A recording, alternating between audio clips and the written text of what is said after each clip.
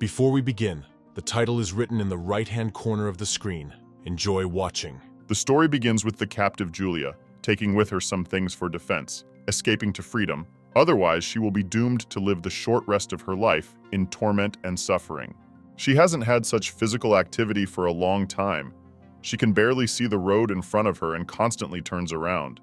Because of this, she didn't notice how one of those people who was ordered to return her was already waiting for her in front of her. He stands in one place and waits for her to run up to him, because by his own mistake, he doesn't even look at what's ahead. Julia notices this man and understands that either she will destroy him now or he will do it, which means she needs to act very quickly and not think. Because of the panic, the girl doesn't notice what he's holding in his hands. She starts to fuss, and he doesn't even blink an eye and hits her right in the stomach. The girl had never been in such situations. Moreover, she had never had to get rid of anyone. She got nervous and thus helped the enemy. At some point, she stops seeing everything around her, her eyes darken, she can't breathe, and suddenly, memories from the past appear. She had a very good friend. Their paths diverged, but for some reason, she remembers her every time she feels bad or has problems. She is the only one that Julia does not forget about. She did not even remember her parents or other people, which means they were very close to her. The girl lay in this state for a very long time, but fortunately, by some miracle, she still got to the hospital.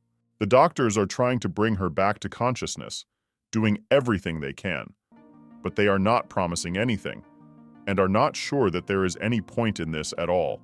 They did a lot of tests, tried to figure out how serious it was, put her on an IV, but her condition didn't improve at all. Some even begin to give up.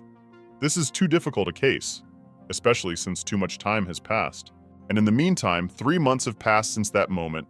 Julia miraculously regained consciousness, and now everything is more or less okay with her.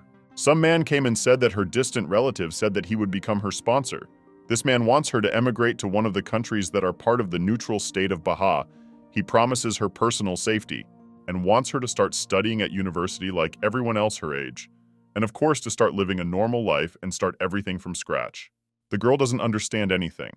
She has no idea who is interested in this, and most importantly, who found her in that forest, took her to the hospital because there were few well-wishers around, only enemies.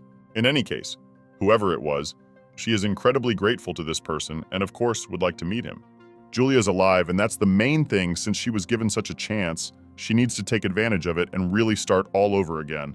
A change of scenery would definitely not be superfluous, because there is no point in staying here. They will start looking for her. Most likely they will catch her and nothing good will come of it. Now she will value this life even more and take from it everything that she can. The girl goes into the unknown, but she even begins to like it. Meanwhile, he stops somewhere. Some guy opens the door and asks to go outside. She is a little sleepy, tired, especially since after the hospital she shouldn't strain herself at all, but there is no other choice. It won't be possible to lie on a comfortable bed anymore. All that's left is to find out where they've arrived and who all these people are. She hadn't walked for so long that as soon as she stepped on the ground, she stumbled a little, but that guy reacted in time and was able to catch her.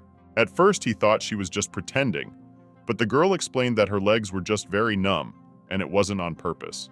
He is clearly not the friendliest person, although it would be wrong to expect more from her. After she had already gotten used to not trusting people, being so close to him was too awkward. She asked him to move away at least a little and said that everything was fine with her legs. She could stand without his help. And meanwhile, as soon as she looked away from such a beautiful view, it might seem that this is still a dream. Julia was told that they had arrived at a private shelter where she would be living in the near future. A room had already been found for her, servants would be assigned, and of course, 3 meals a day would also be provided. They are met by some woman, and unlike that guy, she at least smiles and it is pleasant to talk to her. It turns out that this is the director of the shelter, and in fact she was expecting them tomorrow, so she is surprised that they arrived a little earlier than agreed. In fact, it's all because of the heavy snow, but it doesn't matter anymore, because she's still happy to see them, especially Hisa, whom she hasn't seen for more than 4 years.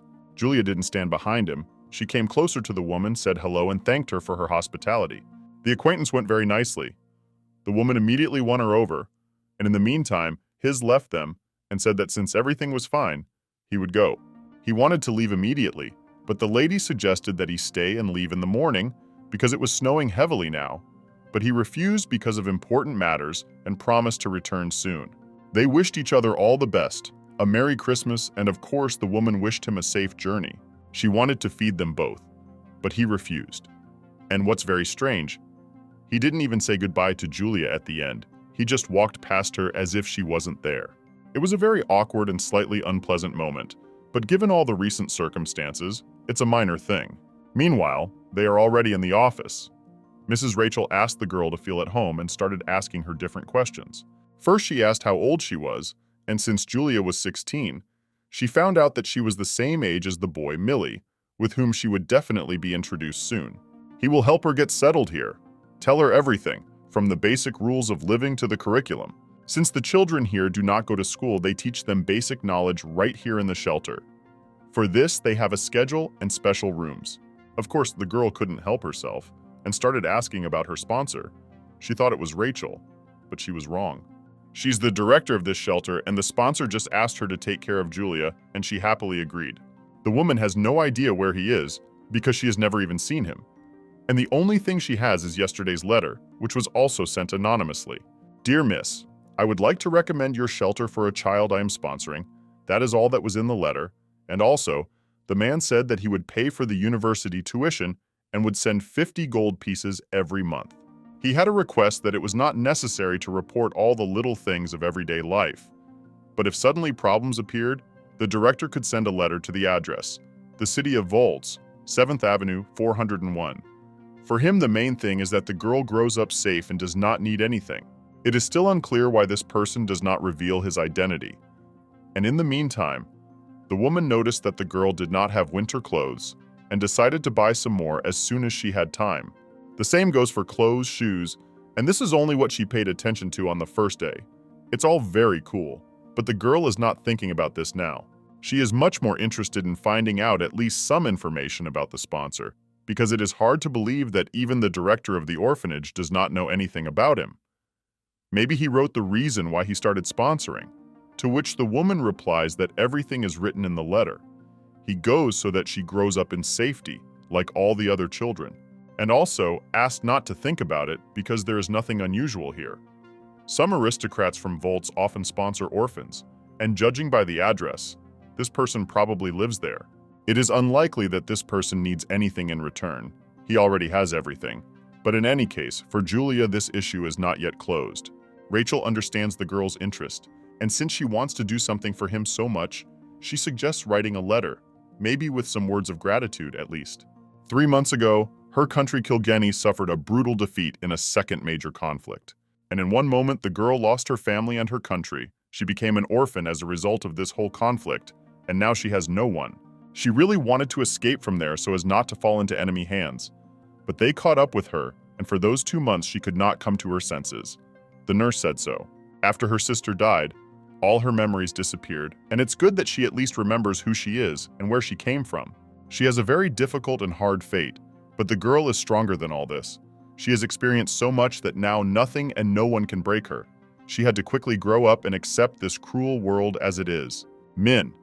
These people with supernatural powers, after the witch hunt several hundred years ago, these powers were given as a curse sent by the devil himself. Now their number has greatly decreased. Only those with weak supernatural powers remain. Subject to contempt, however, with the development of science and technology in modern times, the perception has changed. And at the center of the change were Eilons and Oberon. They paid attention to the value of this ability. Powerful states began to enter into a struggle for colonial territories and for the abilities of these people. Eventually, they destroyed the capital of Kilkenny in just a few weeks. Among them, the Maine stands out for its abilities in the field of reason. From Kilkenny, its rarity was incomparable. With this, which her older sister gave her, the girl can hide her eyes, which are a feature of the Minas, and live a normal life. She remembers that after she was taken by enemies, she tried to escape, taking off the necklace, and was able to use her abilities, but she was noticed. Most likely it was Iles. If he can give the order to save a wounded prisoner, then he is definitely a high-ranking officer. In any case, she is already far away, and it is unlikely that they will see him again, and her patron is now the one who found her on the battlefield and even insisted on her exile. Most likely, He knows who she really is, and she does not even have any doubts about it. On Rachel's advice, she sat down at the table, found a pen and paper, and began writing a letter to her dear anonymous patron, hoping that he would still receive it and read it. Until she completely mastered the local language, a problem arose as to how best to write or perhaps find some way to translate everything. Of course, she expressed words of gratitude, admitted that she would like to see him and, if possible, asked for an answer. And to be honest, she told him that she still can't trust him, but she's still grateful for this chance. And finally, she asked him what the reason was that he was helping her so much. There were a few more questions. What does he know about her? Which side is he on? And did he see her eyes? It is unlikely that this person will answer this, but still, she did everything she could. After that, she reread her letter again, and then she began to miss her friend. She remembered her again, although she has no idea what is wrong with her and where she is. Considering the fact that the girl doesn't know her sponsor, who knows? Maybe he is her enemy, and this is such a game. But she won't dare to deny that his existence is a huge support for her, whoever he may be. Just the thought that there is someone in this world that she can send a letter to makes her feel like she is not alone, and that is wonderful. As he instructed, Julia will try to start all over again, live this life happily, celebrate Christmas, which without him might not have happened. Meanwhile, morning came. The same Millie that Rachel had told about knocked on her door. The boy brought her breakfast and congratulated her on the holiday, because today was Christmas, which everyone had been waiting for so long. He even started calling her his sister and told her that he lived on the floor below. They got to know each other well and immediately became friends, as if they had known each other for a long time. He's very friendly, sweet, which means that most likely all the other children here are the same, and there should be no problems with this. It turns out that they usually have breakfast with everyone together in the dining room on the first floor, but he thought that she had not yet fully recovered, so he brought everything here, and since the soup was getting cold, he asked her to eat quickly and not pay attention to him. Julia ate very quickly. There were a couple of crumbs left. He didn't even have to wait long, and right after that, Millie decided to get to know her better and asked if she had a last name, to which she replied that she didn't have a last name. She had long ago given it up. At first, it seemed strange to her that he was asking about everything so seriously, had time to write something down, and even started to come up with a new last name for her. He understands that the girl is nervous. He tries to calm her down and says that everything is fine. He was just filling out a questionnaire because he was asked to do so. This is not an interrogation at all. He just needs to ask the most mundane things. For example, whether he should take into account certain points in everyday life. Here, no one knows what her food preferences are, how healthy she is, what she can and can't eat, and so on. He only knows that Julia was very ill before coming here. They said that because of her weak lungs, she can't run much, and it is advisable not to go to places with polluted air. She gets tired very easily, so it is better to avoid difficult tasks. Lucky that there is excellent air everywhere here. She can go anywhere. The main thing is not to forget that it is better not to go too far. Meanwhile, Millie suggests going for a walk around the shelter. He can give a short tour, if of course she is not tired and is not embarrassed to leave the room. According to him, in the basement of the shelter there is a storage room with food and a bunker for shelter in case of danger. This is very pleasing.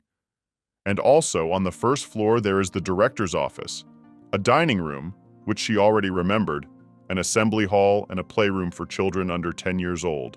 On the second floor there are classrooms, and from the third to the fifth floor there are living rooms. On the roof there is an attic. Only the brothers and one sister are older than them.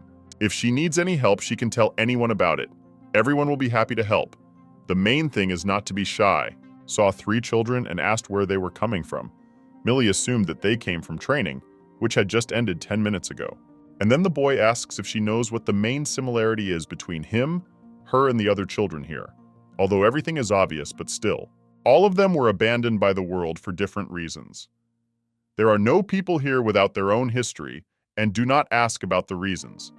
This is their main unspoken rule. Many are uncomfortable talking about their past, and this is understandable. Anyway, the director thinks that they should protect themselves, so some of them learn different fighting skills and more, especially the boys. He says that, of course, protecting yourself is not only about physical training, So finding your own path would also be a good idea, and everyone tries to think about it as early as possible while there is time. It's clear that for now, no one demands anything from her. She needs to get used to this way of life, especially since everyone has a different pace and this is normal. She can't help but wonder why he tries so hard to help her, spends so much time on it, to which he replies that it's all very simple. They are all very caring and attentive here, because this is a shelter and there should only be a pleasant and comfortable atmosphere here, so that this period of life is remembered in a good way. Everyone puts in their efforts, not to mention the fact that offending someone or being strictly prohibited.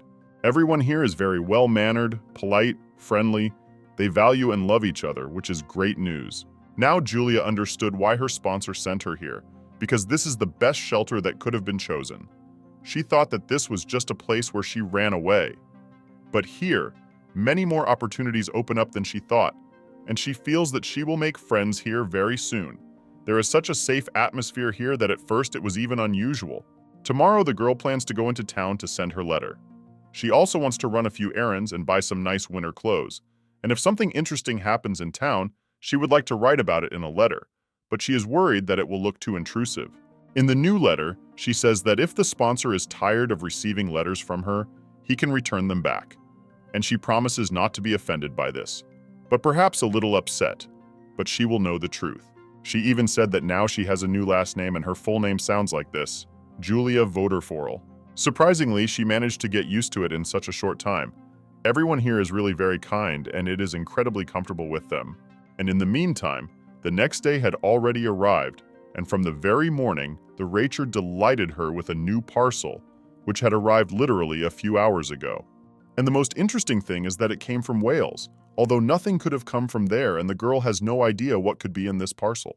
In the end, when they looked at this, so to speak, one parcel, everyone was, to put it mildly, shocked. The sponsor turned out to be a very rich man. No one else could have sent her anything like that, and here everything is more than obvious. Apparently, these are the very gifts he promised to send for Christmas. But there are so many of them that you can even share them with others, depending on what's inside. She had an idea that perhaps there were so many clothes here, because in the letter she said that she was going to the center for shopping, and now she definitely shouldn't have any problems with that. The wardrobe is now not small, and will hardly fit in just one closet. Any other girl would be happy, but she thinks it's a waste of money because she won't have time to wear these dresses. There are so many of them that you can wear a different one every day. The package even contained a list of everything he had given her, namely, a dozen winter coats, more than 100 casual dresses in several sizes, a dozen thick long johns and tights, fur hats of various shapes, scarves, warm earmuffs, and gloves. Of course, everyone was interested in looking at these dresses, trying them on. Julia even gave some of them to others. For her alone, it was too much. Some boys were upset that there was nothing for them. They wouldn't mind updating their wardrobe either. Although in reality, everything is fine. They only joke about it. And that's all. Some even suggested an idea to please the director and give her something from this whole list. She will definitely be pleased, especially since Julia is absolutely not against it. The girl even felt like a princess. She had never seen so many clothes in her life, and such expensive ones. She was afraid to imagine how much all this cost and tried not to think about it. Lucky that there are many different sizes here. Each of the girls can find something for themselves. And finally, Julia just allowed them to take whatever they liked and not deny themselves anything. There were some coats and hats that would fit the boys perfectly, so everyone was happy, and of course thanked her for it.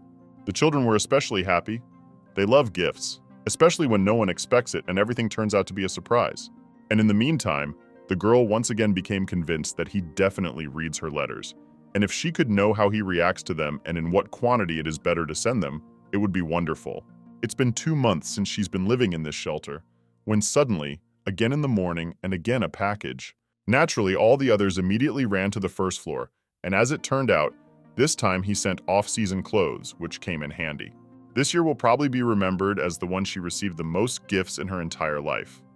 Unless she grows a lot, she will hardly need to buy new clothes for the next few years. She has so many of them. Eventually, it got to the point that others are also interested in finding out who her sponsor is. Millie is even sure that this person must have at least 5 villas and dozens of cars. Not a single day goes by that Julia doesn't think about him. She writes letters every evening and the man has never ignored her. For some reason, she is sure that it is definitely not a woman, although she herself cannot explain it in any way. Something just tells her about it inside. The sponsor rarely responds. He prefers to send gifts and does it as if it costs him nothing. The girl hasn't seen so many clothes and gifts even in stores. She can already sell all of this, but she will use and keep it as a sign of respect. And so the days passed by. Sometimes she even forgot what she had to go through and how she ended up here. Everything was so good here. Another Christmas passed and a new year came, but the girl never saw the face of her sponsor, although it was her most important wish, even a dream. She asked everyone so many times, no one hides anything from her, that she has already begun to forget and asks everyone about it again. Julia is no longer a little girl. She grew up and Millie became her best friend. They quickly became friends in the beginning, and they are still friends to this day. Right now, he asks her to put on the ball, because she only recently recovered. It was a horror that should not happen again. He only did what we had strength for her tea, different fruits, and was nearby. He did it of his own free will, but still, he didn't have time to do much in his studies. And also, although he should be at classes now, he offered to take her to the center, since he doesn't want to leave her alone, in case something happens, and he should be nearby. The guy acts like a real friend. Julia got used to it and doesn't even attach any importance to it, although it is really very valuable. In her past life, there were no such friends. They somehow managed to fit both of them on this transport, but still, they succeeded. They just had to hold on tightly. For some reason, at this very moment, finding herself among the trees, she has memories of how in a similar area, a girl almost died and froze from the cold. So much time has passed. She already has a completely different life, new friends, environment. But what happened? It is impossible to forget, and it is very sad. If there was a chance, she would gladly either erase her memory or go back in time and destroy that enemy first. Without thinking for a second, she still remembers his face and hates no one as much as that person. At some point, she even had a strange thought to ask her sponsor for the opportunity to meet her enemy and take revenge on him. As she has been dreaming about for a very long time, Julia does not know how strange and appropriate this request is, but still, no one forbids her to dream or think about it. The girl has become so accustomed to all these gifts that even today, when she returns from a walk, she hears the news that another package is waiting for her and is not even surprised. This time there are a lot of books, not a single piece of clothing. Probably the sponsor is still worried about the girl being educated and spending her time usefully. Some people have thoughts that she is specifically complaining about the lack of clothes or books in the shelter to please everyone else. Although this is not true. She has never even hinted at this and does not understand what all this means. Why this time it is books. She wants to hope that there are not educational books there, but some entertaining ones. For example, romantic stories, some adventures or anything, but not something related to education. With such gifts, a man only increases her desire to find him, to get to know him and ask a lot of questions, and there are quite a few of them. It would seem that everything has worked out. All that remains is to enjoy life, communicate with people, and strive for something. But most of the time, the girl thinks about this sponsor, as if this will change something. She even gets sad about it, tries to get at least some information, and thus only spoils her mood and misses wonderful moments. Even now, she's trying to read a book. She's at the same time focused on something else. It seems that a little more and she will run away from here and will look for him. She has absolutely warm feelings for him. Great gratitude. The only problem is that she can't see him in person, and even if she wants to, she'll hardly be able to leave here alone without an escort. And also, she is trying to fight the memories. As for her friend's words about not trusting anyone, Julia is confused and no longer knows how to treat the sponsor, and whether it is worth trying to contact him at all. Lately, the girl tells him information about herself and does not even think about how he can use it. If, of course, he may have bad intentions. At first, she thinks very well of him, and then she can't sleep because suddenly, if he is some kind of villain, this person knows where she is and can appear any day.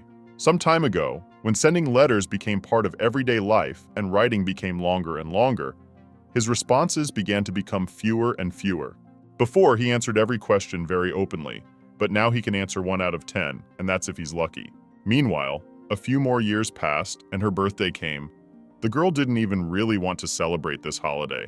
calmly walked out of her room, when suddenly, it turns out, everyone else had prepared, launched firecrackers, and started congratulating her so that it could be heard even on the street. She assumed that they might congratulate her, but she didn't think that it would be right away as soon as she wanted to leave the room. It was a very pleasant surprise. Although you can't tell from her face, it's clear that she's still worried about something and can't relax to enjoy such a wonderful moment. The director and friends prepared a very beautiful cake for her. They made it themselves, cooked it all night, and were looking forward to the moment to congratulate her from the very morning. Although if you look at the situation from the outside, it may seem that they are enjoying this day more than she is, which is a little strange. Naturally, as expected, the sponsor's attention was not lost. Some guy came and asked if Julia lived here, Waterford. This man was waiting for her at the school, but today she has a well-deserved day off, so she had to come here.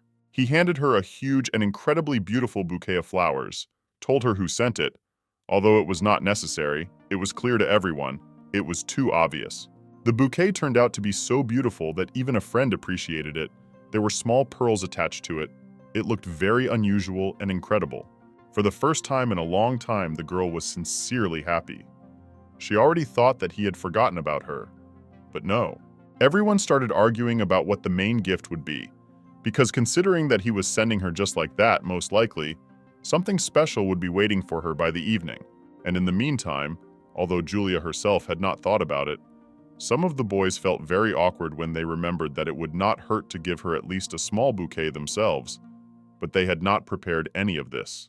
Kate said that if they came to her birthday party without a bouquet of flowers, she would be very upset and warned them about it in advance. But she did it so that Julia would not hear it.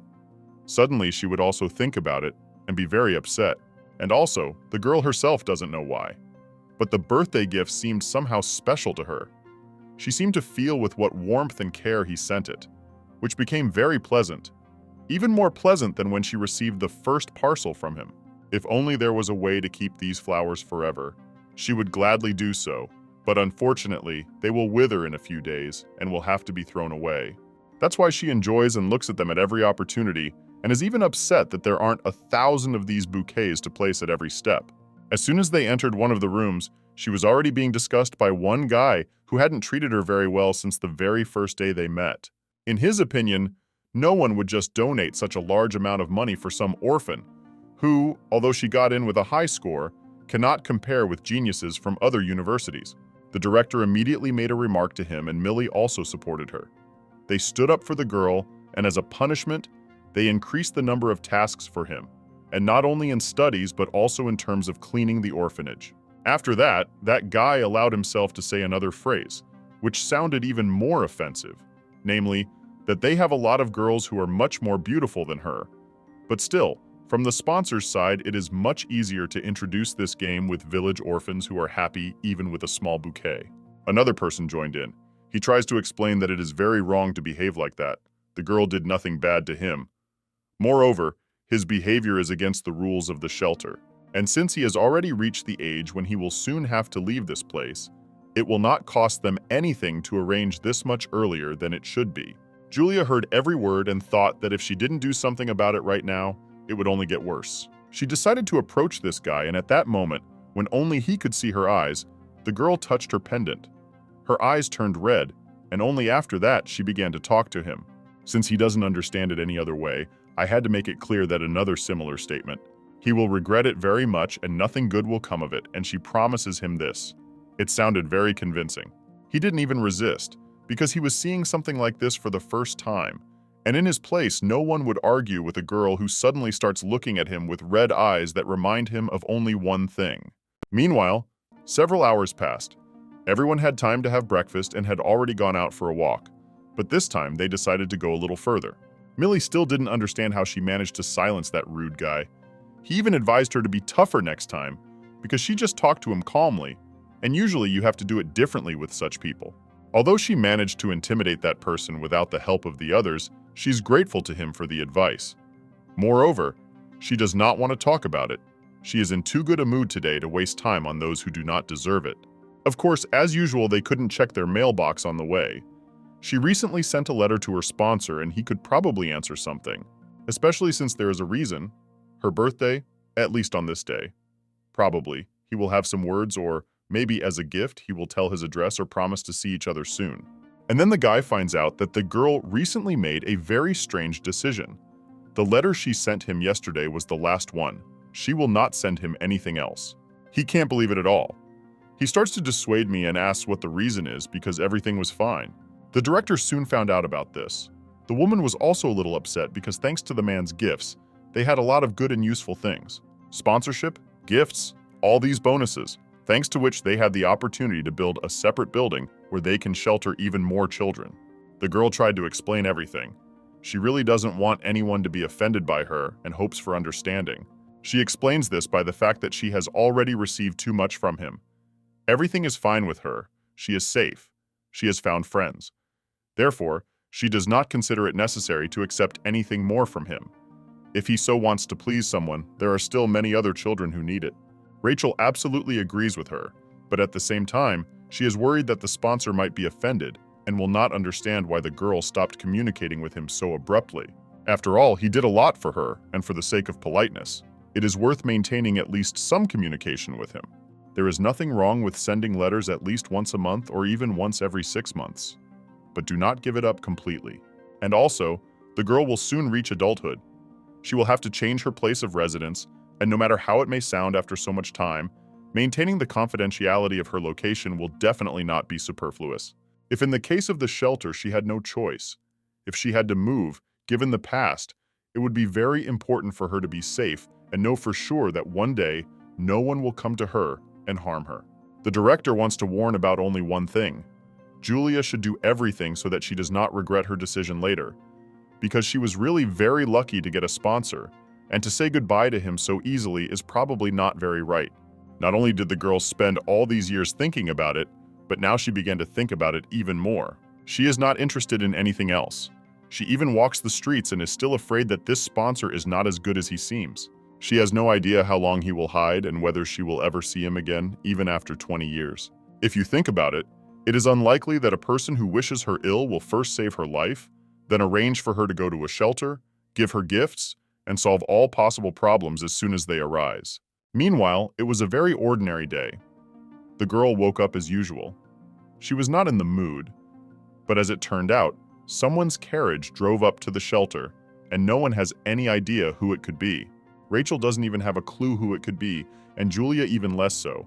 They looked out the window, but no one gets out of the carriage. Usually there are almost no such unexpected guests, but then suddenly, someone arrived early in the morning, which means he left late at night. It's all very interesting, who needed to travel such a distance and come without warning. Suddenly, a man comes in, and the girl realizes that he looks very much like the man she saw in the hospital as soon as she opened her eyes. He is very happy to see her. The man apologized for not warning anyone about her visit and promised that this would not happen again. He introduced himself as Mr. Curtis's secretary. His name is Bylord Ryzen. Although this name means nothing to anyone, Julia is still glad to see him, because it is possible that he will tell them something interesting, because he clearly came for a reason. Since he came from the Curtis estate, this family is a world leader in the defense industry, and one of the 3 families of the extended dynasty, included in the top 5 most influential families in the world. Accordingly, it can be assumed that someone from this family is Julia's sponsor. She assumed that it was someone from other famous families, but she couldn't even imagine that this person was from the Curtis family. At that moment, she almost lost consciousness. The man said that, in fact, his master did not want to reveal his identity until the end. But it seems that the last letter from Mrs. Julia impressed him greatly, which means that there is a chance that her dream will soon come true. Rachel began to assume that since the gentleman had sent his assistant here, it was possible that the girl would soon find a family, and now she didn't even know about it. Although the woman herself was afraid to even think about it. It was so incredible that if it turned out to be true, she would begin to believe in miracles. The girl doesn't even know what to think about now, what this man will say next. She barely tries to hold back, although there is a storm of emotions inside. And then a phrase was heard that sounded more like a dream than reality. Julia didn't even understand what it meant the first time and asked him to repeat it. The assistant asks her what she thinks about spending this summer at the Curtis estate, where the sponsor lives. And also, as it turned out, that man had prepared a small tarpaulin for her. It was a black box. Although this time the girl had no idea what might be inside, she didn't even try to guess. she calmly walked into the room and began to unpack the gift with such trembling hands that it became difficult to open this box the first time. It's a very exciting moment. There could be anything inside, even his photo or something like that. The girl expected to see anything. Another dress, some kind of handmade gift, someone's portrait, a letter. But this is what she saw. Julia has no idea how to take this. Is this really a hint that she needs to prepare for some kind of danger? Although if you remember that earlier she wanted to take revenge on her enemy, then this item could be very useful for this, although it is unlikely that this is somehow connected. From that moment on, she is completely confused, no longer knows what to think. But in any case, most likely, she clearly does not plan to refuse his offer, because this is the only chance to see him in person. So she looked at his letter for a very long time, was completely stunned, did not even leave the room, wanted to be alone. This is really a very important and personal moment. All this means that incredible changes are happening in her life, which she literally didn't even know about a couple of hours ago. Julia has been waiting for this moment for a long time, and now she will be waiting even longer for the summer holidays, which will come in just a few months. Time flew by, it was June outside, beautiful sunny weather, which seemed to be seeing the girl off to a new happy life, which she could not even dream of. There are many new and interesting things waiting for her ahead, although as soon as she starts thinking about it, she doesn't even believe that it's happening in reality. The hardest thing was saying goodbye to her friend Millie, who supported her all this time, was always there, protected her, and even now asks if it wouldn't be better to go for a ride with her, for company, and then come back as soon as he was sure that everything was okay. She thanked me for my concern, but said that it was not necessary. She was already an adult and was sure that nothing bad would happen. The director finally reminded the girl to take care of her health, not to forget what the doctors advised, and of course not to do anything stupid, and also to be sure to convey her personal gratitude to her sponsor, because he also did a lot for the shelter. When there was no time left to say goodbye, everyone was a little upset, because most likely they would hardly be able to see each other again. Naturally, Julia thanked them for everything they did for her. It was a wonderful period in her life that she will never forget and will remember for a long time. It turned out that the journey would take 15 hours to the station and then 10 hours by train, and that's not counting the stops. The capital of Baja, Wales, is the heart of the state, home to the Great Hall of the federal government, one of the first places on the continent and one of the 5 most important places in the world. The girl was warned that in order for her to feel as comfortable as possible here, she would have personal assistants, and maybe even several. They'll figure this out a little later, but for now there's no need to worry. Her identity is classified and the trip is absolutely secret. CEO General Curtis, Rogerick Curtis, an outstanding mind and business talent that seems incredible for a 20-year-old, he immediately made the name Curtis famous throughout the world, which he is very proud of. There's a lot of information about him in the newspapers, and it is strange that they did not give anything like that at the shelter, although everything is freely available here. While the girl was sitting and carefully studying this newspaper, another passenger noticed it and asked if it was possible for someone to know so little about this person that they had to read about him in the newspapers. Julia admitted that she really wanted to know more about it, to which the girl replied that if she didn't mind, she could tell him something, that at 30 years old the man was already a millionaire. And also, he was a very unusual person. He is like a professor who, despite being praised for his efforts in the final report, does not hesitate to give a bad grade and underestimate himself, which some do not understand. He's very picky, achieves everything on his own, does not even perceive bad results and does not care about anything average, only the best and the very best. And also, he hasn't been in his place for a very long time. So now, probably, the entire high society, regardless of gender, is really waiting for his return. After that, they got to know each other a little. You can tell from Julia that she is a student, and she doesn't hide it. A little later, it turned out that not everything here is as wonderful as it seems. This area is very dangerous. You need to be careful and watch your surroundings. There are a lot of villains around. They're just waiting for young girls to take advantage of their naivety and steal something. They usually wear suits and look pretty decent, but in reality, you never know what to expect from them. These guys who just came in look just like them.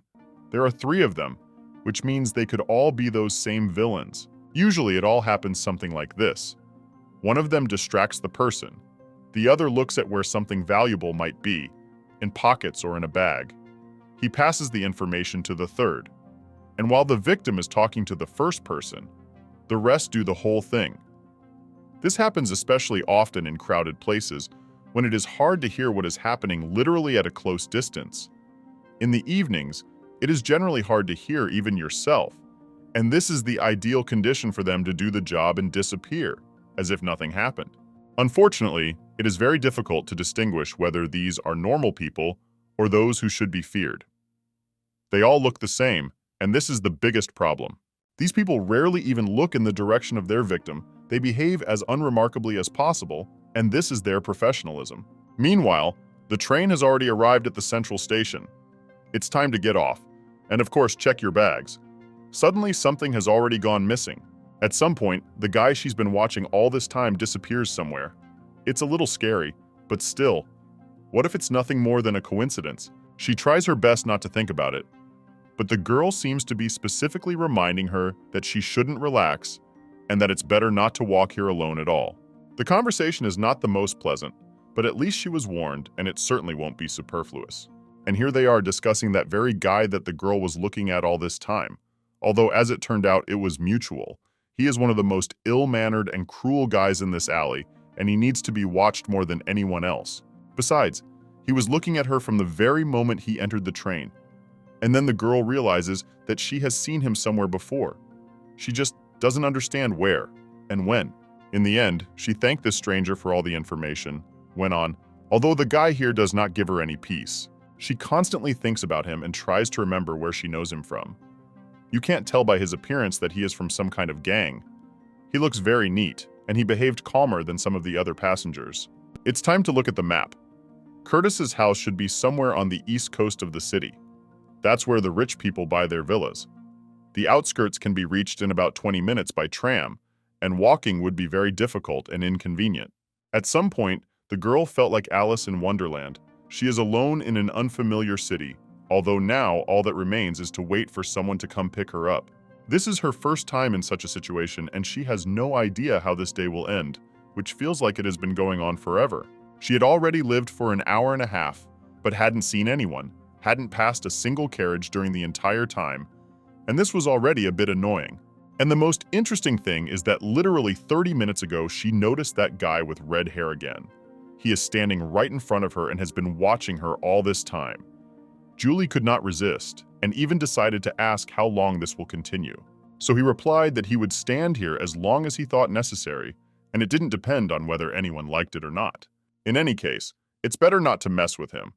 She just decided to go the other way, move to another bench. But then he asks her to stop. You already sound a little alarming. As soon as she moved away a few dozen meters, she saw the same people she had seen with that guy on the train. She recognized them by their suits and realized that something was wrong here.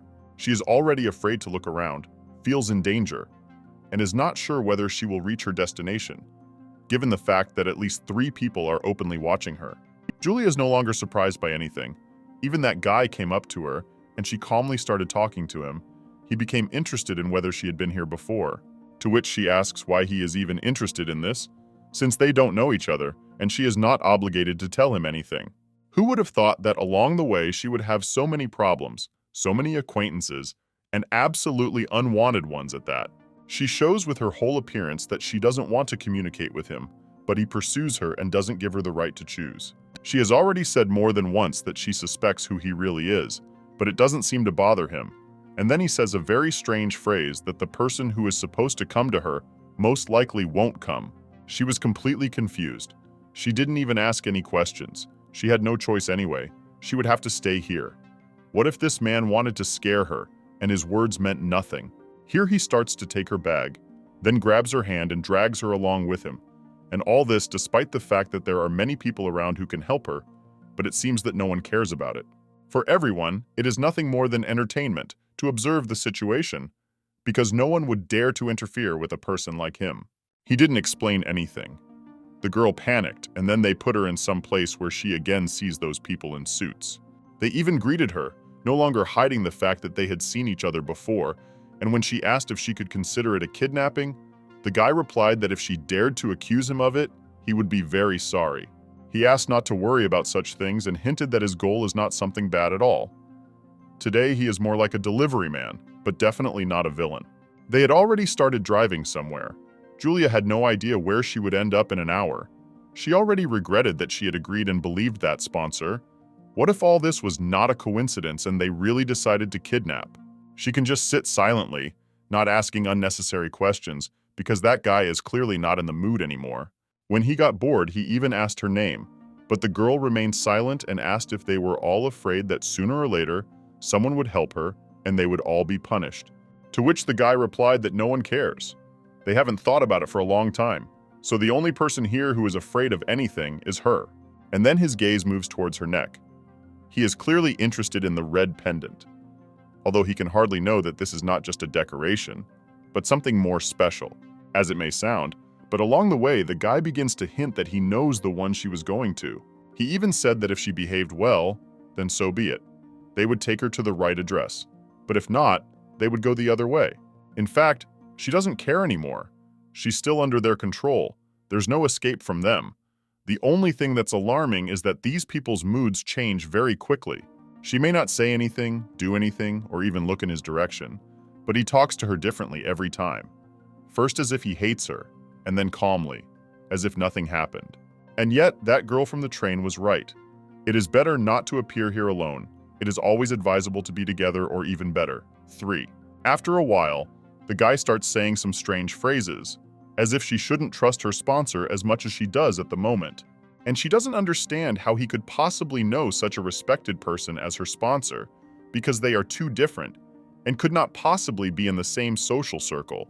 After that, he starts telling her how terrible this area is, that everyone here is not who they seem, although she already understood this a long time ago. And now, he starts to allow himself too much, even calls her names, as if he has lost control of himself and has entered the role of a habitual villain. Julia is already uneasy. She wouldn't mind turning back time and staying in the shelter, just to avoid getting into this adventure.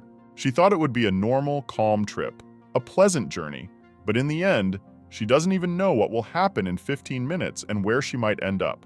The girl will clearly remember this day for a long time, and if suddenly she miraculously manages to stay in a safe place, she will never appear in other places alone again. I'll have to find friends, come up with anything, just to avoid getting into the same situations because she won't survive another such incident. These people are very unpleasant. It is better not to have any dealings with them. Now it is clear why the sponsor gave her that gift. He knew what kind of place it was and prepared her for it in advance. It's strange that she hasn't used that item yet, although she will most likely need it very soon. These people are too unpredictable, and it's unknown where they are taking her. This went on for a very long time. They managed to quarrel, sit quietly. The guy even fell asleep several times, and that's only half the journey. She's been going through so many emotions lately that she probably hasn't experienced so much in years. Meanwhile, they had already arrived at their destination. Julia was even surprised by this and asked to quickly stop the car so that she could get out of here and never see them again. To which the driver replies that although it looks like they are already close, in fact, it is quite a long drive, which sounds too strange. After that, he looked at her in the mirror as if he had brought her to this place on purpose so that she would relax and trust and could turn off the road at any moment. In the end, she miraculously persuaded them to stop. Of course, it wasn't without her red-eye abilities. The main thing is that she's already on the street. Can calmly go to a sponsor, because here these people will definitely not harm her, no matter how much they want it. They themselves are surprised that they delivered her to the address, that the trip for her was more or less safe, although everything could have been different. Julia enters the estate, is met by a maid who offers her to rest after a long journey, although they can't even imagine what she went through in those few hours and what would have happened to him if not for some amazing luck. Anyway, it's in the past, and in the meantime, the butler came to her and found out how she met those guys. He imagines how she felt, because he himself was once in her place. Unfortunately, they are forced to cooperate with them. This is the master's decision, and it is not subject to condemnation. She learned a few more interesting facts, but after such a journey, she has no strength to talk. All that remains is to listen and pretend that she understands everything. While the gentleman was busy, they walked along the corridor. The girl already remembered where everything was. The house surprisingly turned out to be not as big as she imagined it, although maybe this is only a small part that she was allowed to see. The assistant understands that the girl really wants to rest, but unfortunately, The maids did not have time to clean up, and it will be necessary to wait at least another 20 minutes. He didn't want to leave her alone, so he stayed with her and even offered to have dinner in case she was hungry. Julia refused right away. She will definitely eat something, but a little later, now she just wants to lie down on the bed quickly and not think about anything. And also, they promised her that from that day on, people like that guy and his friends would not approach her. The assistant would always discuss this with the gentleman and assure her that now she has nothing to fear, and this makes her very happy. Meanwhile, they finally came to the room that was allocated specifically for Julia. Everything was already cleaned up, and they were ready to help put away all the personal things. There is a lot of space here, only the colors are not quite right for the girl, but she says that this is not a problem. It is a great honor for her to accept any free room. Moreover, now she is only interested in a soft bed and nothing else. However, 2 maids came up. They will help her with everything. One is responsible only for order and the other for various assignments. For example, some purchases, trips, events. She will prepare all this. All this is very nice, but still, I would like to see the owner of this house. It's a pity that he is very busy.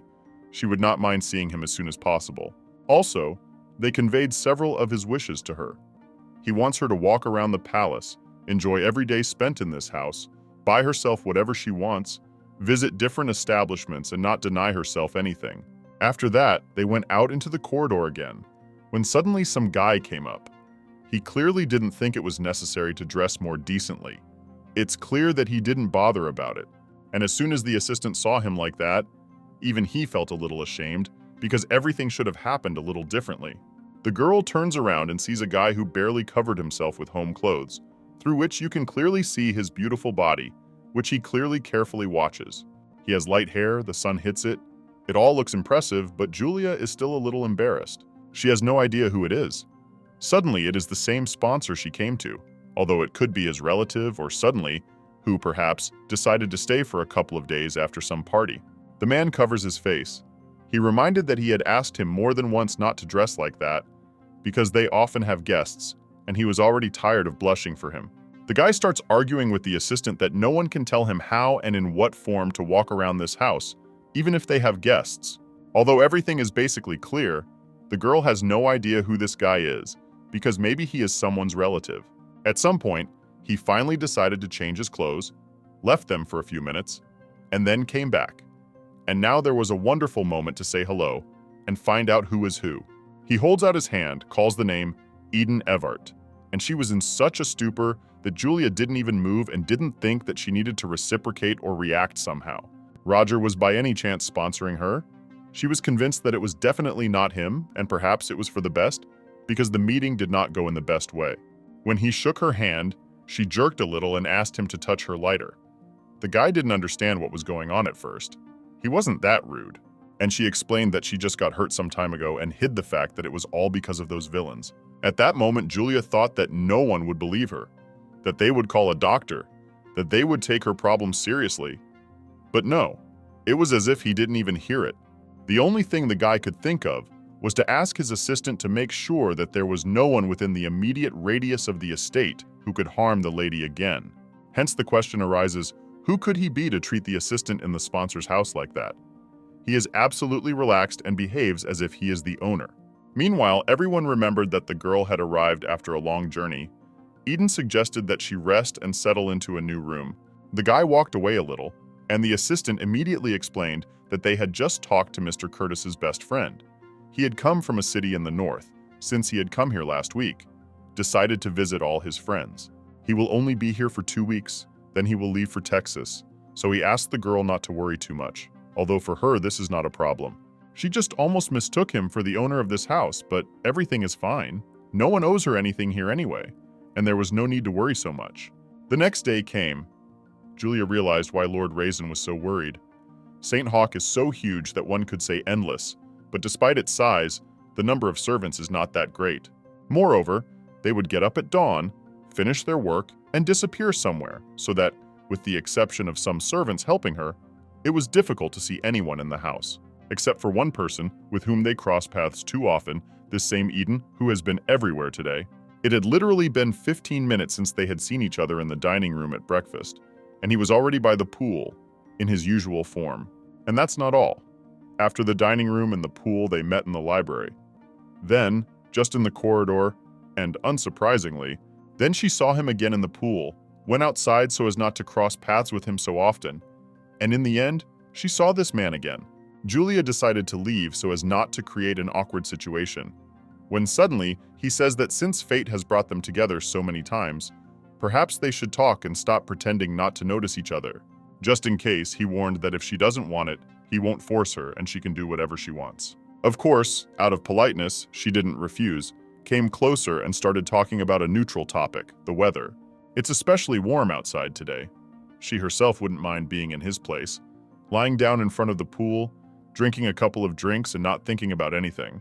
And of course, like any other girl, Julia couldn't help but notice his beautiful figure, which he never hides. They started talking about everything.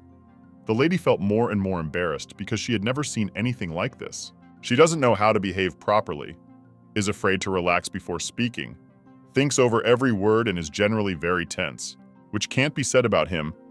Eden doesn't think about anything. He just enjoys life. Although in his place, she would have done exactly the same. Everything was more or less calm. But until one question that confused her, Julia even dropped her glass when she heard, "Miss Julia, are you by any chance from Kilgini?" She didn't think that he knew so much about her. It even seemed that all these constant meetings lately were not just a coincidence. Maybe he was just following her.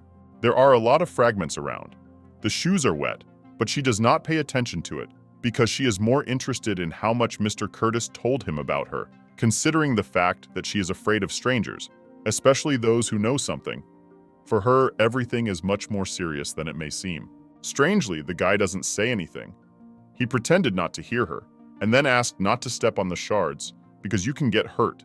And then he asks her not to be so suspicious, because they live in a society, and it is absolutely normal when someone is interested in where she came from or something about her origin. Moreover, for him, as a person who traveled abroad a lot, it was not at all difficult to find out something like this. Everything is much simpler than it seems to her. He just recognized a special accent that immediately catches the eye, and she already thought that someone was following her, or even worse, could use this information against her. Julia said that where she lived before, no one paid attention to the accent, to which he says that villagers who have never been abroad may not know about it. The servants found out that the girl was almost injured by the shrapnel and immediately came to help. Eden asked them to clear away the area, and he decided to carry Julia in his arms. The guy warned that he would never act so harshly towards a girl, but in this situation, as a gentleman, he simply cannot act differently. She started to resist. I wanted to go myself, but he said that in her place, he would not have acted so recklessly. They say that small fragments can penetrate deeper than large ones, and it is more dangerous than it seems. After this, Julia no longer argued. She allowed him to do it. She only asked him to take her away faster. Otherwise, if he walks slowly, her head will spin from such closeness. Only recently the girl admired his body, and now he is already carrying her in his arms, and he himself insisted on it. The guy shows himself from a good side. He even took care of her, although he could have entrusted everything to assistants and continued to sit by the pool.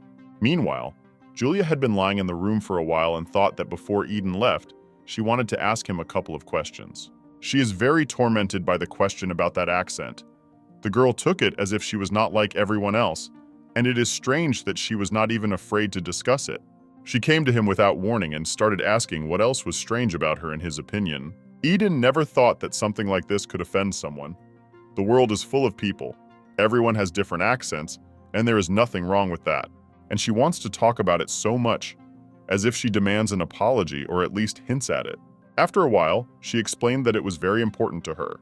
This was not a complaint at all. She just wanted to know the opinion of a person who understands this.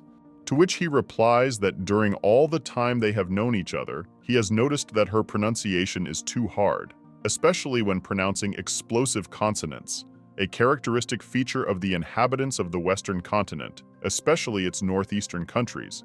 Although it is difficult to catch the difference between the pronunciation of Elans, Shinova, or Baja, but still they have a clear difference from the accent of the eastern countries. The accent is strong, so at first it may seem rough, but the further west the country, the softer the pronunciation becomes. In addition, considering that some letters in its alphabet are considered unpronounceable, it seems that it comes from the southern part, not from the north. And black hair is most often found in Kalgini. It is quite logical, and as it seems to him, she initially misunderstood him, and because of this, a misunderstanding could have arisen, because both she and he have a special accent, and there is nothing wrong with that. On the contrary, it is even more interesting. If it was so important to her, then he still decided to apologize, promised that he would not say anything more to her on this topic. But for her, something completely different is important, that he does not talk about it with others, and that as few people as possible know about her real origin. This could have been the end of it, but Eden starts talking about some kind of deal, namely, he wants to conclude it. The guy asked how many languages she knew, because he was most interested in the Ferta language. The girl had just studied it at university, but unfortunately she still doesn't understand it very well. She can read, but speaks with difficulty.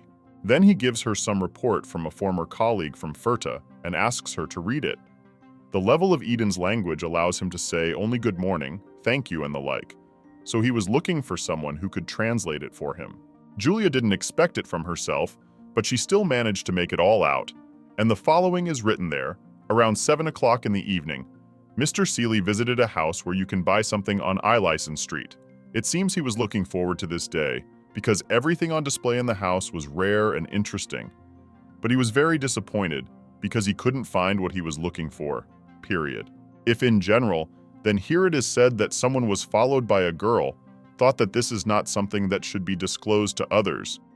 And in the meantime, the guy commented on the translation, and it turns out that what the person could not find is right here, in this office. Meanwhile, the girl didn't think long. She said that if it was something illegal, then she wouldn't even interfere. She can't allow her sponsor to be harmed, to which he asks if she didn't want to ask him for a favor, although it sounds like a threat. Julia understands that he won't let her go just like that. They'll have to find a compromise. But she agrees to everything except what could harm her sponsor, and that's not up for discussion. Manipulation begins in exchange for her helping him translate this document and keeping this information secret and not telling anyone. In exchange, he will help her with pronunciation and keep her secret. Keeping each other's secrets seems like a pretty fair deal to him, and he's sure Julia wouldn't turn it down. He promised that no one would be harmed by this. No one would be hurt, and explained everything as if there was no catch at all. It's a common thing, favorable conditions, but Julia is still confused by something. She doesn't trust him enough to take a risk and agree too quickly. Less than 10 minutes later, she agrees and promises to fulfill all the conditions in exchange for what they had already agreed on earlier. Meanwhile, after that side of the deal, she had a new daily routine, every day from 2 to 4 o'clock. Eden gives her, they are not that difficult to translate because they are ordinary reports. This morning, he was already waiting for her in his office. Although the girl came on schedule, he was expecting her much earlier. There's already a wonderful relationship between them.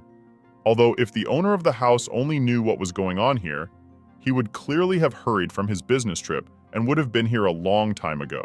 In order not to immediately burden themselves with work, they talked a little, and the girl said that he was very similar to the owner of the house, to which he replied that he was glad to hear it. Although indeed, everything that belongs to the owner belongs to him, Julia asks if this was agreed with Curtis. But as it turned out, this was his personal desire. Accordingly, Eden appropriated everything for himself, but only in words. Grandpa can't get used to his appearance. She thought that on the first day, it was just a coincidence and an exceptional case. But no, he always walks like that. And regardless of what he does, who he talks to, where he is, the guy chooses comfort and advises others to stick to the same. And also, he has such a cozy office that you don't even want to leave. Julia even managed to get used to it and is no longer shy like before. Even though this person has his own quirks, it's very interesting, comfortable, and sometimes fun to be with him. He's a real joker. But basically, their conversations only concern work. Another report. She skims between the lines and understands that the content here is somehow strange, as if it is better not to read it at all, and everything is not as safe as she is assured. There is clearly some personal information here, judging by how it is said here about Boal and Lagos. Then perhaps Silly is also somehow connected with criminal activity. There is no choice, I had to read. And when she did this, the thought came to her, what if Mr. Eden is a policeman and thus wants to find out what his friend is hiding from him and punish him for it? There are plenty of undercover cops in this city. We shouldn't forget about that. and before it's too late, Julia might want to change her mind. And also, if you look at the situation from the other side, it is unlikely that Eden would be friends with Mr. Curtis, who has connections with UOE. Everything is very complicated and at the same time incredibly interesting. I want to hope that she didn't get into trouble and won't regret it soon.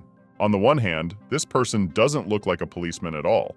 But on the other hand, believe me, two such different people can be friends. It's also very difficult. Everything he told her during this time went in one ear and out the other. All she did was think about her own things, looked for pitfalls, and was afraid to even think about what this could lead to. And in the meantime, in order to get at least some benefit from her work, she asked what kind of person her sponsor is, what kind of character he has, what he likes to do, and in general, what is he like? Today, Julia only knows about him that his name is Roger. The guy says that Roger is a very good person and you can learn a lot from him. He respects him a lot, but he can foresee the flow of time. He always calculates options and looks at the situation from different angles. It's just a pity that he has no interest in stocks, otherwise they could have made a good profit together on this business. And as for his character, he's very good. This person is incredibly kind and polite, although there is a minus, that he is very picky. But this is rather a plus for business. And in the meantime, since she asked him a question, he did the same. Eden asked how hard it was for her during the conflict, and in general, what she could tell him about it. The girl said that since he already knows that she is from the Kilkenny, which suffered a defeat, it can be said that she was directly involved in this conflict and suffered from it no less than the rest. Some people who had the opportunity to leave there in advance, they did so, but her family was forced to stay. Accordingly, everyone died. The enemy did not spare a single house or a single family. They talked about this for a long time, got to know each other better. But still, for some reason, there is no feeling that everyone agreed to the end. Something was clearly kept silent, and two of them. When suddenly the phone rang, the guy picked up the phone very happily and asked if this man really missed him that much. And judging by the conversation, as far as Julia understood, now Eden is talking to the one who should soon return on business trips. Without thinking, she very quickly snatched the phone from him, introduced herself, but just in case, asked who he was talking to. That man introduced himself, and at that moment, she almost lost consciousness, because it turns out that she heard the sponsor's voice for the first time, and her dream had just come true, but only half. The only thing missing was to see him in person. And also, the girl didn't think that since she had already picked up the phone, she needed to say something. Her face turned red and she immediately regretted that she had done such a thoughtless act. She had been waiting for this moment for so long that she was at a loss, because she was worried whether her words were too harsh. The man laughed, but only slightly. He said that it felt like they were talking for the first time. Even though it was happening on the phone, he didn't think that Julia could still be embarrassed. He was sure they were already close enough, but she called him by his last name, which meant she was taking him too formally, although he wouldn't like that. She realized that she had made a mistake. She shouldn't have taken that phone at all. Now she needs to figure out what to do and soften the situation a little. Her sponsor, the person she relies on more than the director and her classmates from Waterford, he is the only one who knows her secret. Accordingly, the girl has great respect for him and could not greet him simply by name, but she could not explain it. Eden watches this conversation with a grin. He imagined it almost the same way, and apparently he doesn't mind at all that she took his phone away. As a result, she only got more agitated, started to mix up her words. Her speech left much to be desired, although the girl didn't even notice it. The sponsor turned out to be a very patient person. He didn't say anything about it, continued to communicate with her, probably understands that for her, all this is very easy. She had been waiting for this moment for a very long time, and such behavior from a person who is infinitely grateful to him is completely normal. If the girl, on the contrary, behaved very calmly, spoke easily, and formulated her speech normally, he could know that she doesn't care about him, but in this case, everything is the other way around. They have been talking for more than half an hour.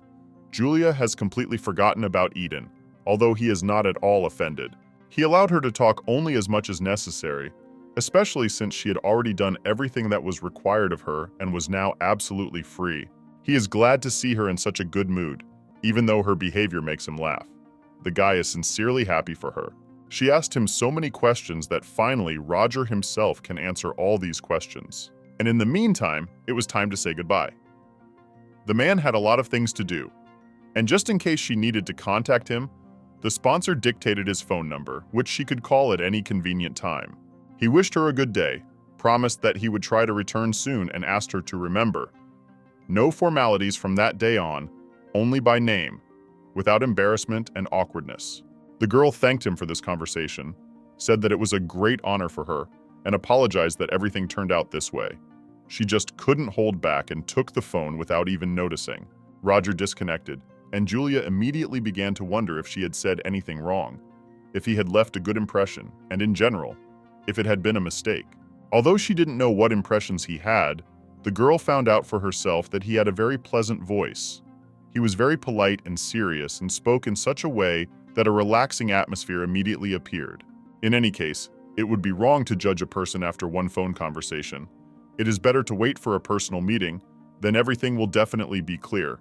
And in the meantime, it is time to apologize to Eden, because perhaps he also wanted to talk to his friend, and she ruined everything.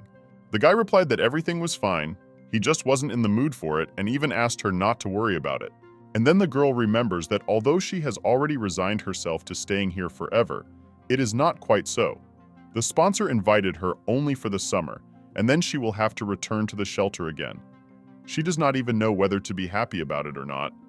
The shelter is good, but what if she likes it here so much that she does not want to go back anywhere? So they spent more than half the day in this office. They even forgot to have lunch, and Eden hadn't even had breakfast yet. In the meantime, they returned to these reports. The girl translated a few more of them for him and even offered to translate something else, because surprisingly, she was not tired at all. Yesterday, she translated one report with difficulty, and today she is ready to help as much as needed, even until the evening. Meanwhile, it's evening. The city looks very beautiful. Everyone has already gone home after work, and those who are usually feared are coming out into the streets. These are the very people who brought the girl to the estate where she is now. They are almost never outside during the day, and they prefer to go out closer tonight to be as unnoticeable as possible. And when there are fewer people around, it is much easier to commit all sorts of crimes. There's that guy with red hair walking calmly down the street, as if waiting for his victim. But today, surprisingly, there's no one at all. He usually meets people who work late. He usually follows them all the way, figures out their address, and then makes a plan and does something terrible, from the usual to something worse. He never stays at home, prefers to have fun with his favorite methods, and he is most interested in girls, since guys know how to defend themselves, and it is much more difficult with them. And of course, such groups have their own places where they meet, communicate, talk about their affairs, and more, and that's exactly where he's heading. Not everyone is allowed into such places. They either have a special code, or you need to knock in a special way, but they have a code word, and also, you need to pronounce it in a special tone. Everything is done so that an ordinary person cannot get there, especially when it comes to the police or others they fear. Since today is a day off, there are not many people here, but there is one lady who sometimes shows up here. This is the first princess of the kingdom of Furta. Her name is Celeste Harvest. It is clear that the lady is not afraid of him, and on the contrary, was looking forward to meeting this guy. One might think that they are happy to see each other, but no, the guy doesn't like her, and even dared to ask how such an unkempt person ended up in such a noble place, and at such a time. The princess's assistant began to be indignant. How dare he greet her? But the lady allowed him not to interfere and leave him alone, because it was obvious that this man had not been taught manners, and she was not surprised that she did not know the basic rules of etiquette, how to greet people, especially a princess like her. After that, the girl suggested not to waste time because neither she nor he wanted to stay here for long. She asked the assistants to show him everything they had brought with them, and they began to open a large suitcase. There are 5,000 inside because that's the only thing that can make the leader of the bowel act, Hisa Admora, money and nothing but money. For this reward, she wants to ask him to find one person. That's why they met here. The princess is sure that the guy already knows who she means. It is the same witch from Kilgany who recently arrived in this city. The girl only recently found out about this and is ready to pay any reward. If only this man would be here. Naturally, he is only happy to cooperate, but he would not mind getting more information. At the very least, he needs an area where she can be found, and at least some guarantees that she will not deceive him, and there have already been such cases. The whole difficulty is that, in fact, the guy knows perfectly well where she is, because he personally drove her to someone's address.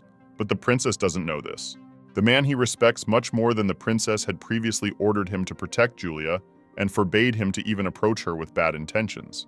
Mr. Roger personally gave him this order, which means that now he will have to make a choice between sacrificing a lot of money or the trust of a very respected person. The guy has worked for the future for many years. He has never betrayed him, especially if everything is okay with the girl. He will get much more for it. While they haven't agreed on anything yet, they need to make a choice. It's not easy, because he wouldn't want to upset the princess either. No matter how much he hates her, she's still a princess. The girl noticed that he began to doubt, was silent, did not agree right away. As usual, she realized that, for sure, he was definitely offered a better price and was already thinking about how to lure him to her side. She starts to argue that greed leads to trouble, and says that if she were him, she would accept the offer right now. That's not all. The girl warned that if he doesn't agree, this is her last offer and they won't cooperate anymore. So she gives him a couple of minutes, and if his decision doesn't change, he can leave here. It even seemed to her that it was possible that the guy might have a personal interest in Julia, because as far as she knew, witches wear other beauties. She asks him if this is true, although in fact, he completely agrees with her. Julia is really a very beautiful girl, although he is not going to discuss this with the princess. As far as the princess knows, witches' eyes are like red swamp. They can easily seduce and manipulate their opponents, then bite their neck and drag them into the swamp like crocodiles. The guy says that his personal life is nobody's business. The princess will never know what he thinks about this girl, and especially what he knows about her. So they started to quarrel. Although the princess continues to manipulate, she understands that if he does not agree, she will have to look for Julia herself.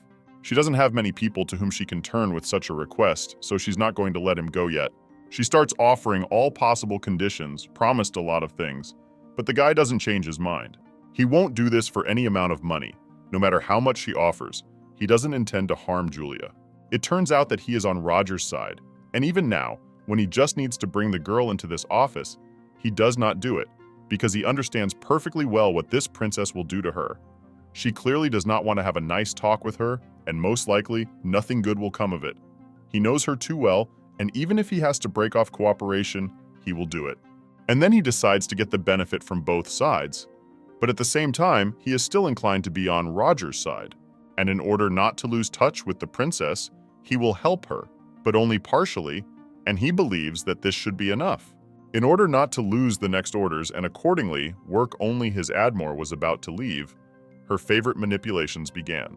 She reminded him of how he had lived as a slave in a Lancastrian family and had eventually run away after killing his only legitimate son.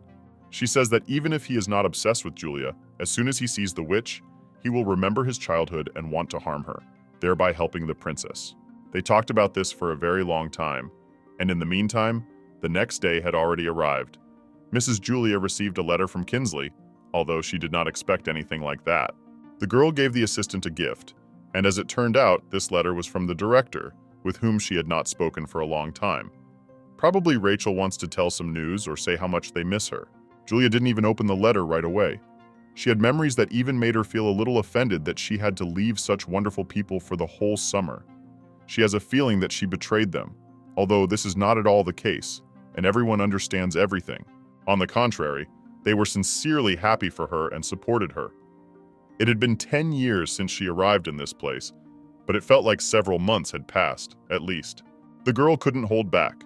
She opened the letter and with a smile on her face began to read every word very carefully. In the letter that the girl received after arriving in Volts, it was written about a boy named Red-Haired Hiss. She should have immediately remembered that guy, but these words did not remind her of anything.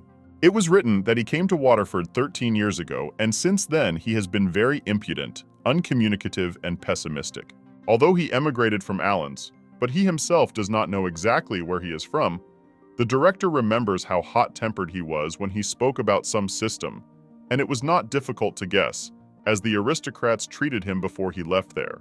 In general, His was able to live with her for 4 years and went back. Since then, she has not found out anything about him.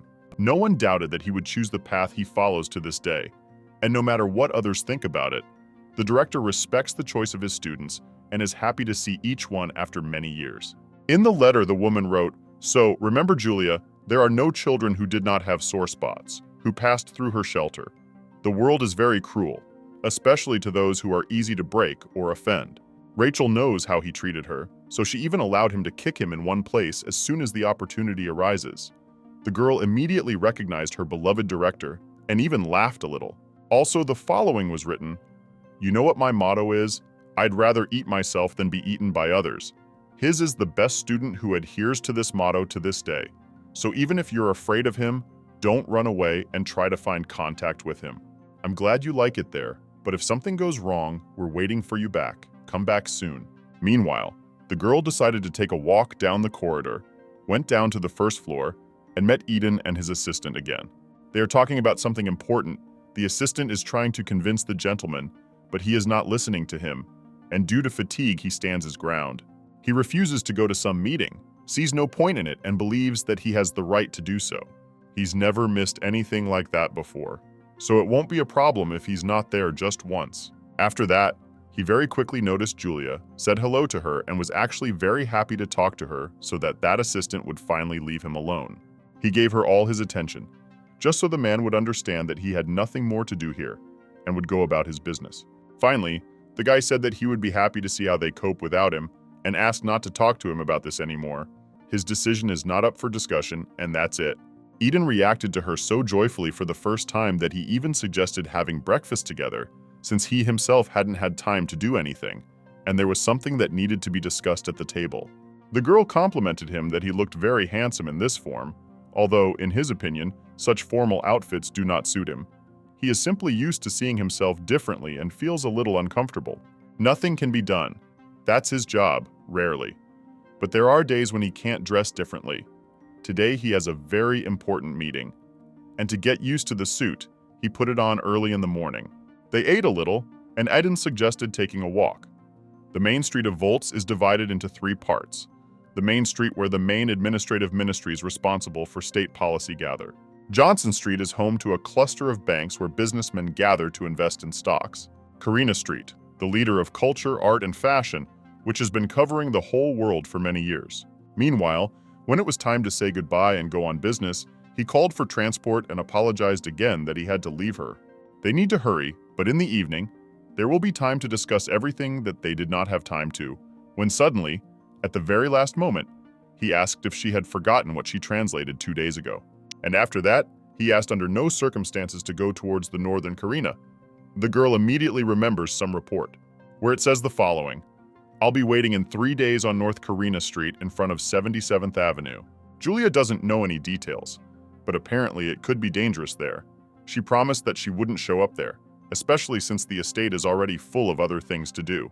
In the end, he asked her not to talk to strangers and to be careful so as not to lose anything. The girl just thought that it sounded very strange, as if she was considered a child, when suddenly, that same guy with red hair came up and said the same thing. Apparently, you are considered a child. At first she thought she was hearing things, but then she saw that red hair and almost fainted. She screamed very loudly and asked what he was doing here, to which he replied that they hadn't seen each other for a long time. And in fact, it was a little offensive that she was reacting to him like that, because he was supposedly not so scary to scream like that. The assistant comes up and asks what's going on here. Julia replied that everything is fine. She said that she just met an old friend, so there is no need to worry. Then they were left alone, and she pretended to be very happy about this sudden meeting. The guy didn't even try to hide that she was very wrong, because no one meets a person like him by chance. Julia understands this herself. She has already stopped controlling what she says, but she can't do anything about it. Since there was no point in hiding anything, she asked him directly why he was following her, and as it turned out, the reason was the same as last time. The girl was not even surprised and asked one more thing, whether he would kidnap her again and push her into the car, like last time. The assistant approached them again. He felt like he should be there, and in the meantime, the guy said that if she really wanted to, they could go somewhere without any problems. She immediately refused and showed what was wrong with her wrist. It had been hurting since that day. He looked at it as if he had nothing to do with it and forgot that it was all because of him. In order not to get into trouble, the girl decided to leave before it was too late. because he was looking at her as if he had something in mind, and she had no desire to endure the emotions that she experienced with him last time. She even admitted how wonderful it would be if they never saw each other again, because he was kind of strange and she felt unsafe around him. She started to hope that he felt guilty or something. Anyway, she really doesn't want to cross paths with him, at least as much as possible. Julia went into the nearest library, but he seemed to be following her, and he didn't even try to hide it. He just stood by the window and waited for her to come out. And so it went on for half a day. The places she was today. He was always nearby, in the souvenir shop, at the post office, in the music store. He was everywhere. Sometimes he even went in first on purpose to make it look like she was following him, and not the other way around. Lucky that she always had an assistant next to her. He controls the situation, and probably that's the only reason that guy keeps his distance and respects it. Otherwise, he would have done exactly the same as he did at the station. So Julia asks her assistant not to lag behind and always be as close as possible.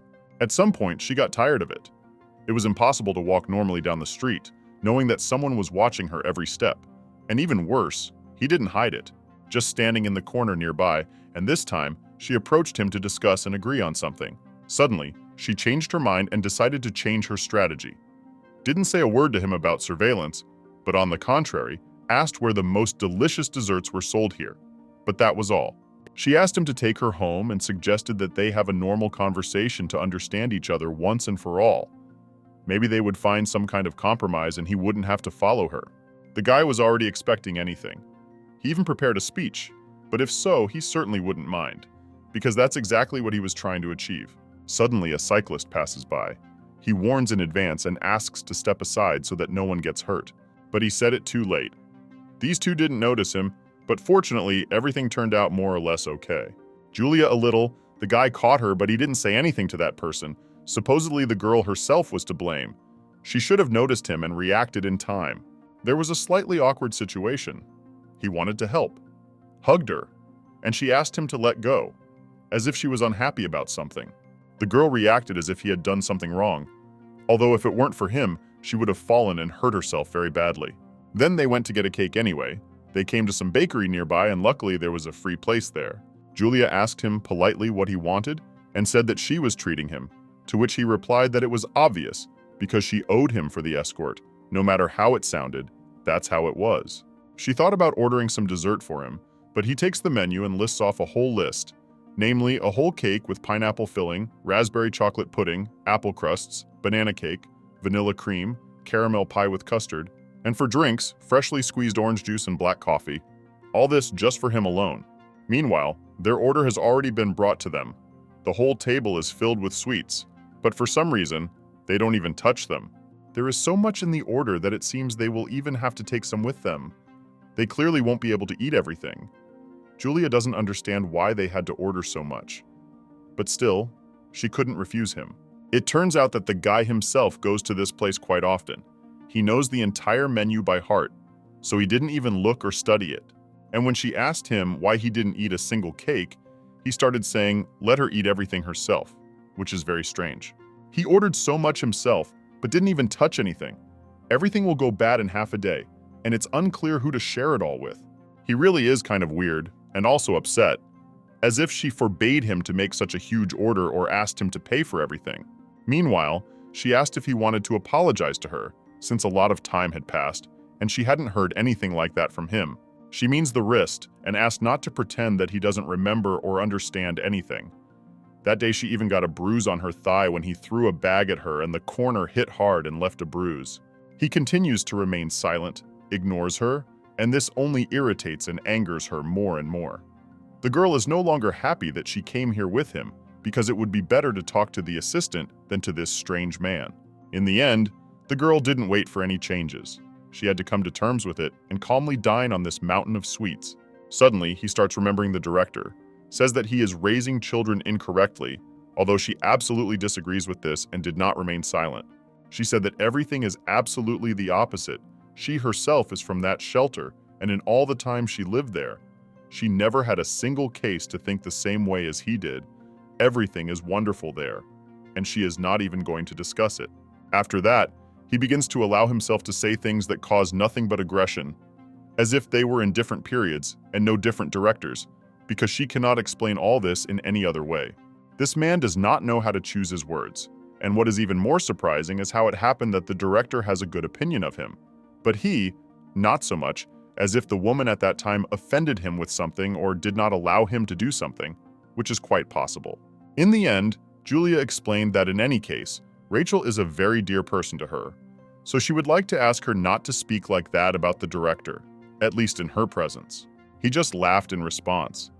The girl was upset because it seemed that it would not be possible to talk normally with this person. He had his own opinion, which differs from the truth. And then she begins to teach him that it is wrong to think badly of the person thanks to whom he had the opportunity to live in the shelter, especially since he is no longer a child and should understand basic things. This is not an insult at all. She just wants to help. Rachel deserves only a good opinion of herself. She is a wonderful person, and that's a fact. Julia has no idea what could have happened between them, that this guy has such hatred for a beautiful woman who doesn't have a single enemy or person who thinks badly of her.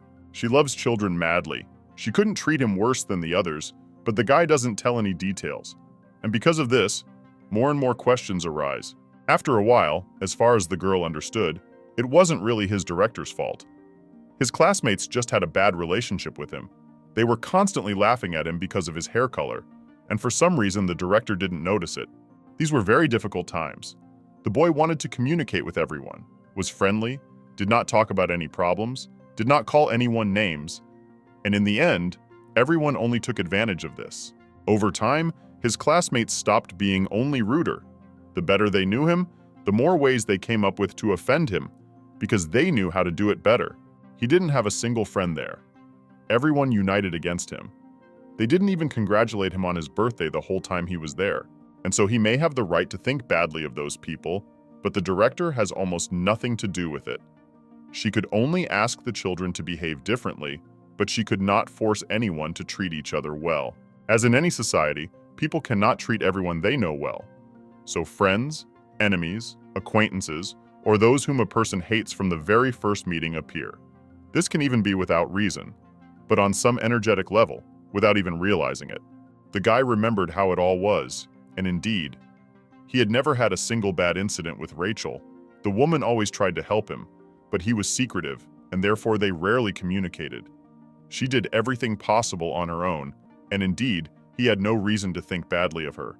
It's strange he wasn't accepted there and was bullied from the first day, but they loved her and didn't even want to let her go for those 3 months. She felt very sorry for him. This man had suffered a lot and really had the right to hate people, especially those his age. They have too little in common, so it's hard for her to find understanding with him. But she still tries and tries not to remain silent. It's clear that this topic is very personal for him. But for now, the guy doesn't stop her. He allows her to ask questions, answers those he can, and in principle, behaves unusually, unlike how she knows him. In any other situation, if he wasn't following her and not preventing her from moving freely around the city, she wouldn't even talk to him about it. But now, after such a heartfelt conversation, she even wanted to tell about herself. Before she moved where she lived, they treated her simply disgustingly. It was the worst period in life.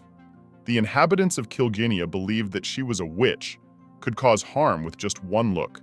If something bad happened in the village, she was blamed for all the problems, cursed, and everything she touched was immediately burned that same day. If her friend hadn't protected her, she would have been stoned or something worse would have happened, which is quite possible. But still, the girl does not consider herself a truly cursed creature. She has never done anything bad to anyone, and if she used her abilities, it was only for protection, nothing more. She never deserved to be treated badly, and the director, who helped her both materially and spiritually so that Julia could start a new life, became a second mother to her. The shelter is the place where a new stage of her life began. There she was the happiest, and for the first time learned that life can be different, and there is a place where no one will even think of ruining life. This is her world. It is not like the guy's world, but still she really understands him, and if it is necessary, she is always ready to talk about it and support. Although she said a lot of things, some sentences were not connected with each other. He understood everything perfectly and even thought about it. She opened his eyes to many things that he had not noticed before. Namely that because of people who have long been left in the past, there is no need to be angry with those whom he sees for the first time. and even more so, to take revenge on those who do not deserve it. He did this for many years. Day after day, he kept the whole area in fear, and people had no idea what they had done to deserve his hatred. Some had never even heard of him and were still afraid to catch his eye. All this was leading to the main thing. If he understood her correctly, admitted that he did wrong, all she could do was ask him to stop following her and leave her alone. She has her own life. He has his. They can be friends like acquaintances, if of course he wants it. She will not insist, but said that she will leave him her contact without any problems because he already knows the address. In the end, he said something she didn't even hope for. He agreed not to interfere in her life, and didn't even ask for anything in return. The girl even thought that she misheard because it simply couldn't be. This man said something like that and wasn't even angry with her. Julia was about to leave, wished him all the best, but he took her hand and asked her to stay for just 1 minute. Even though the guy didn't ask for anything in return, he still wants to know the answer to one question. He needs to know the reason why he followed her all this time and with whom she lived and lives in that big house. For whom he was asked to do all this. Who is this person because of whom he had a very difficult choice? Who is her sponsor? It turns out that even though he personally knows this person, he doesn't even realize that Curtis is the one who took her in. He started listing a lot of names, everyone he knew, but he never named that person. I'm very curious how this conversation ended, because if the guy finds out the truth, the most interesting part will begin. And in the meantime, she had already returned home, tried to leave early so that it wouldn't get dark, and the time coincided so that Eden would just return from work. He just entered the mansion, immediately noticed Julia, and saw that she was clearly worried about something and was thinking about it for a long time. At first, he didn't ask many questions. He calmly walked into the room and saw a huge number of bags with baked goods. He likes just that and was a little hungry.